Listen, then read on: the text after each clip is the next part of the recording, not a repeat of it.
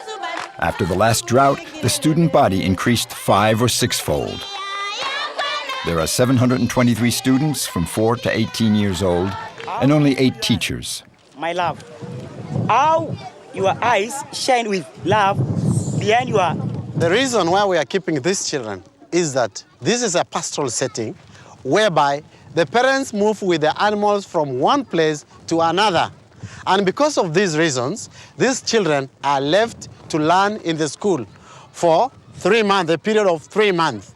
Then when the school is closed, they are allowed to join their parents. Schooling is compulsory in Kenya, but how can they force parents to leave their children?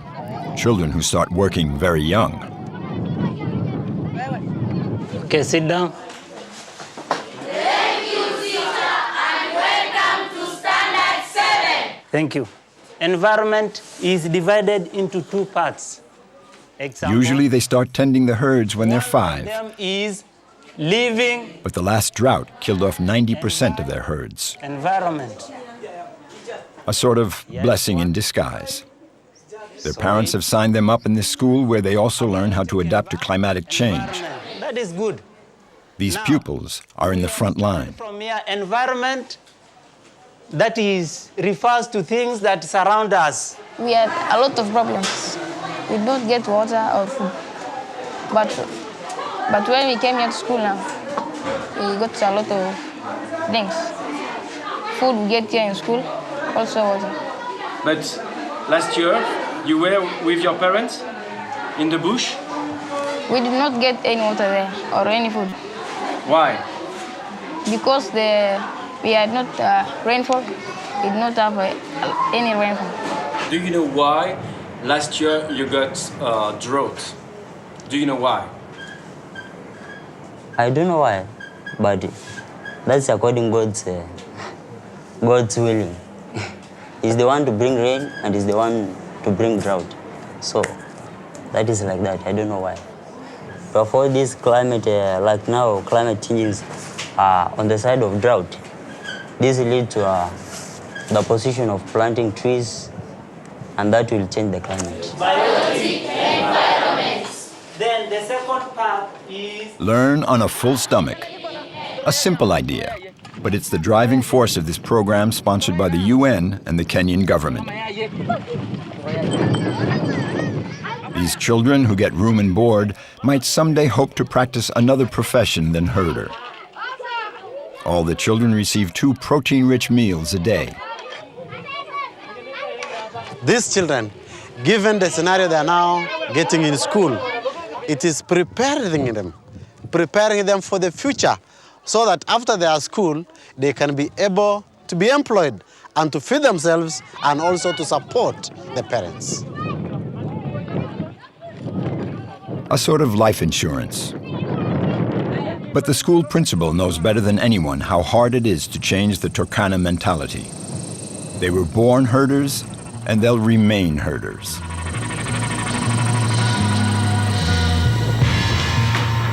We'll hear this phrase again and again as we travel through the region.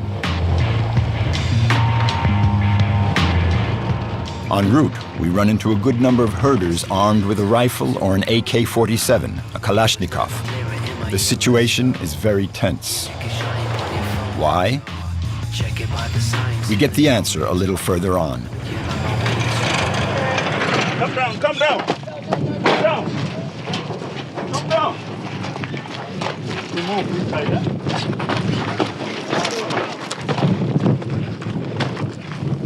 We're with Sergeant Ngoa and his men. Unlike the neighboring countries, Somalia and southern Sudan, Kenya is not going through a civil war. In this region, all the police officers are on maximum alert. I'm looking for an enemy. And who are your enemy here? Our enemies this side are bandits, those who steal goats, cows, and some others. These are Pokot people, because this land is for Turkana. And Pokot steal cows or goats? For Turkanas. Why? Really, I don't know, because that is their habit, their like culture. Also, Turkana, they go and steal there. So we are trying to defend them, not to steal one another. Cattle stealing is a national sport here. During a drought, attacks by both sides become more frequent.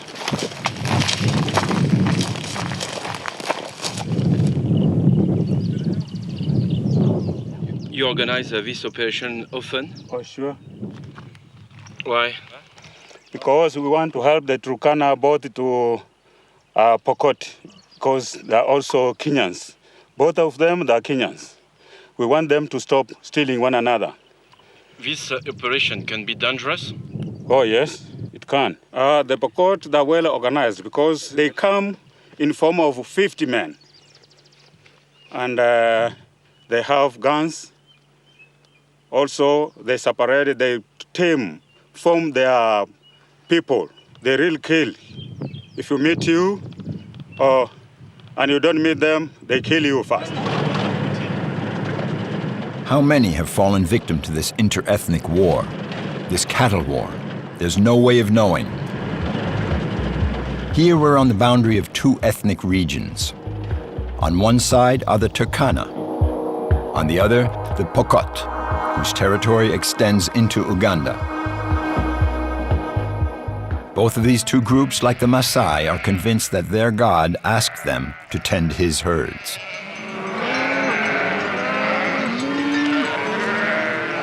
Here, cattle are the sole riches, the only legal tender, and above all, the only religion. A Turkana or a Pokot without cattle is a dead man. So the herders defend their possessions.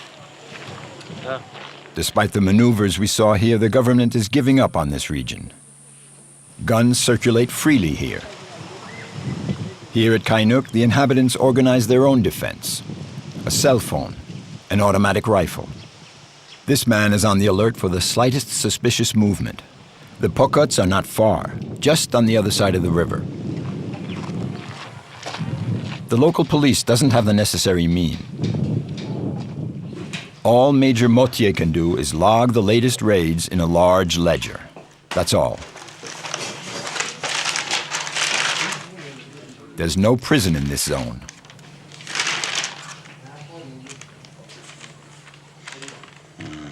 With the two tribes, it's like a tradition. Why? That is the only property they own. They don't grow food, that is maize, or even beans. So they rely mostly on their stock. That's why they feel that when they do not have the cattle, they feel that they have nothing. They value the cattle than the money. We are going there when we are ready for war. That's a war? Of course, when we find them, we fight. When we find them, we fight. We don't waste the time, we fight. We defend the resident here. Here again, Major Motier and his men try to show us that there's a strong commitment to ending this situation. But he doesn't have enough men, so they recruit locals. Moitié, this man, he's got the right to wear a gun? Yeah, he's a KPR. Why? He's a Kenya Police Reserve. He helps the police in crime reduction. They help the police in language barrier that they assist them to get the information in case a raid has been carried. So they are allowed to possess a gun to assist the police in case of crime reduction. Since when the people have guns here? This is due to the neighboring countries where there are no stable government. A little Ethiopia, a little Southern Sudan, then Uganda. So guns have find their way to this side. for the Pokotis to defend their cattle. They have gone for the guns. Either they use the barter business to recover, to get the guns, or they are given by their tribesmen in that other countries. Major Motier is taking us into the most sensitive zone, where there are the most frequent clashes and the bloodiest. Pokot are in that side, Pokot tribe are in that side. This side belongs to Turkana side. This is the water point where most of the conflict or battle happens because they come to water their cattle. Here you can find water and soldiers all year round, even in the most severe periods of drought.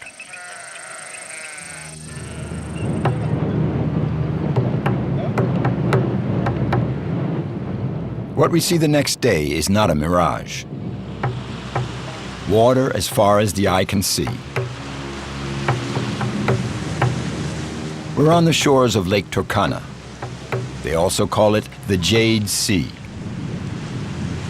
400 kilometers long and 60 kilometers wide.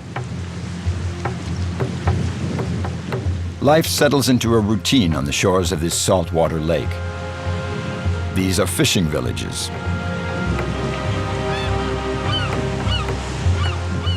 An exemplary case of job retraining? Not really. No one has come to live here at Calocall by choice. Paul Hélène is 35. He's been a fisherman here since 2006. Before, he was a herder on the other side of the lake near the Ethiopian border, where there weren't as many police officers as in Kainuk. 3 of his brothers were killed. From one day to the next, he had to flee with his wife and children. I come from the north of the country, and I had to flee that region because of the raids by the Ethiopians. We were getting attacked every day. The other reason I came here is the drought. It finished off what was left of my herds.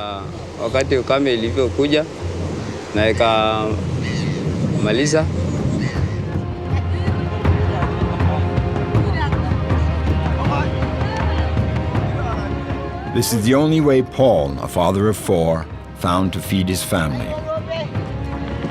In any case, he will be considered an outcast by his tribe until he once again owns a herd. That's just how it is with the Turkana.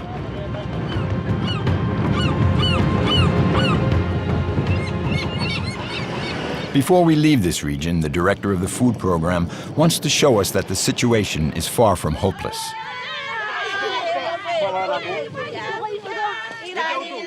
About 50 kilometers from the lake, we hear singing.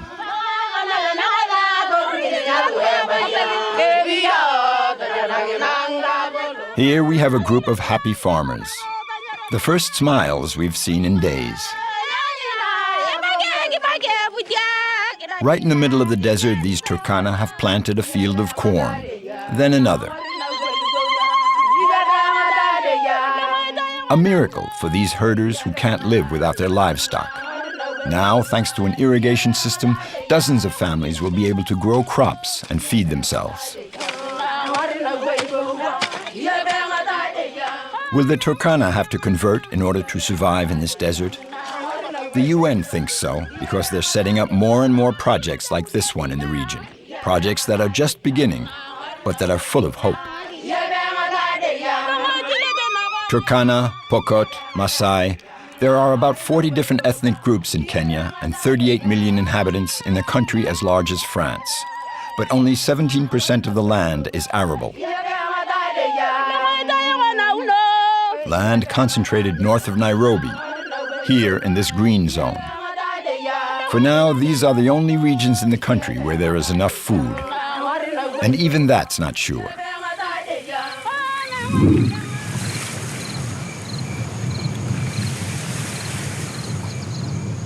Here we are at Kisumu, in the west of the country on the banks of Lake Victoria.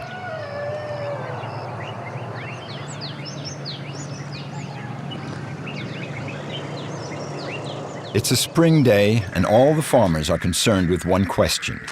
a question of survival. When is the right time to till their fields? The right time to sow? Should we plant today, tomorrow, next week, next month? An error in the forecast means another humanitarian catastrophe. In this region, 80% of the population makes its living from farming. To answer this question, the farmers have for generations been consulting these men, the Inganyi.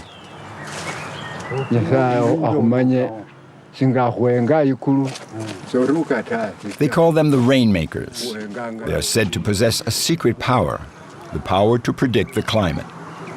How does it work? We follow them. Their methods are sometimes surprising.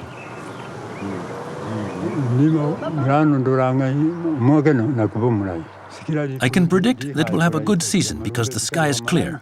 It looks quite good. The clouds look promising. They'll do good work. I'm content and reassured. The clouds are one of their indicators, but there are others. They observe nature, attentive to the slightest sign. Plants, trees, bird songs, the croaking of the frogs. They say that the climate of the coming months is already written. One just has to decipher it. These plants are perfect. We have enough for the ritual. We can begin. A ritual that will remain a mystery. The Inganyi are rather close-mouthed. Their techniques can sometimes seem a bit weird, but their craft has proved itself.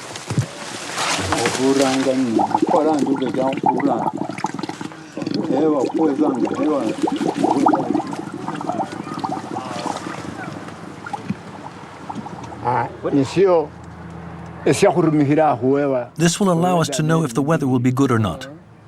This ritual is important because it will allow us to tell the farmers that the rains are coming, so they'll be able to sow.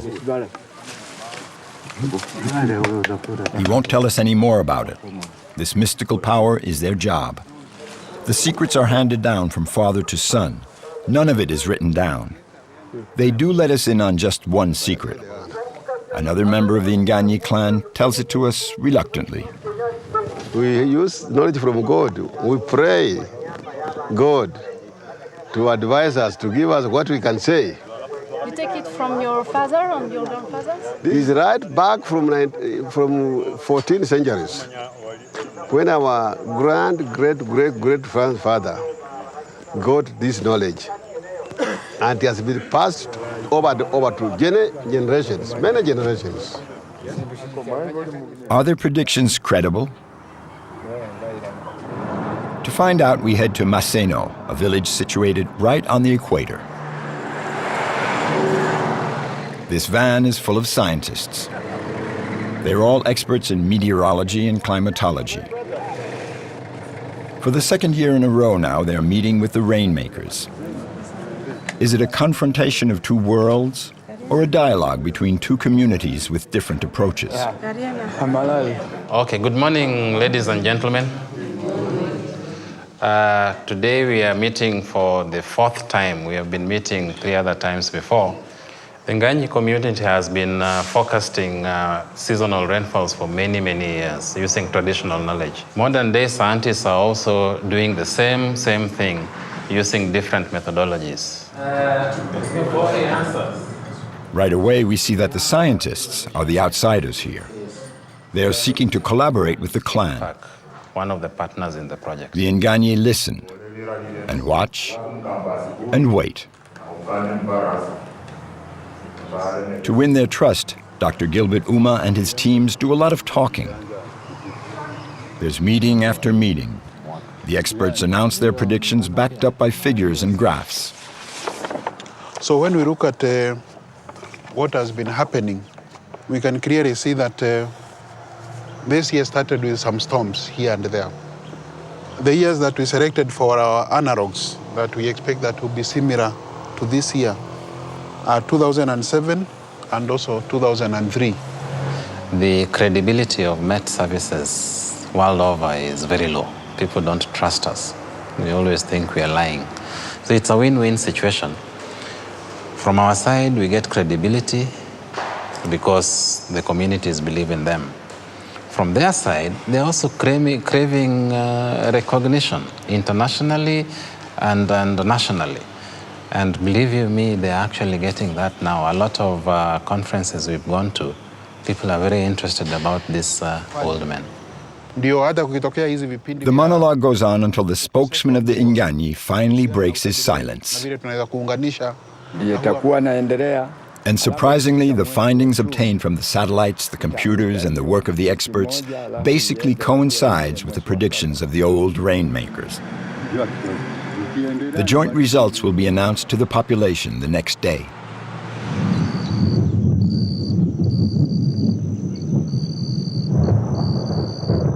Four million people all around Lake Victoria have been anxiously awaiting this momentous occasion.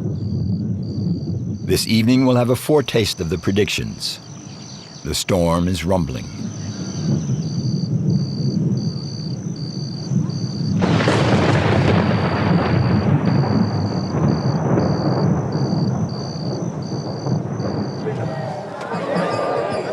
Just 1 hour from Barack Obama's ancestral home is the Inganyi clan's village.